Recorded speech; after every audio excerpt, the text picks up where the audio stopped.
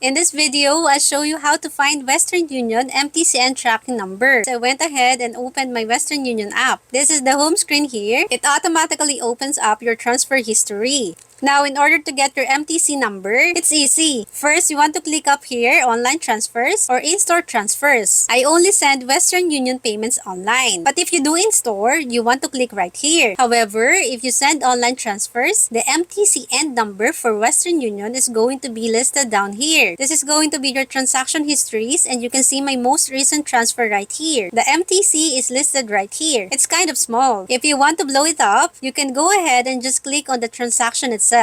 Okay, so once you click there, it's going to open up the tracking for the MTC and number. But here at the top, you can see the MTC and number is listed clearly. Now, I don't send Western Union at a location. I always send it through the internet, so my MTC number is 10 digits long. It's 3 digits on the first set then, 3 digits on the second, and 4 digits on the last set. So if you do an end store location, the MTC number might be different, but I think they're all 10 digits. So if you're looking to share this MTC number, it's easy. You can just screenshot and then send it to the person that you're paying as a contractor. So there you have it, guys. Like if you like, comment, subscribe. Thank you so much for watching.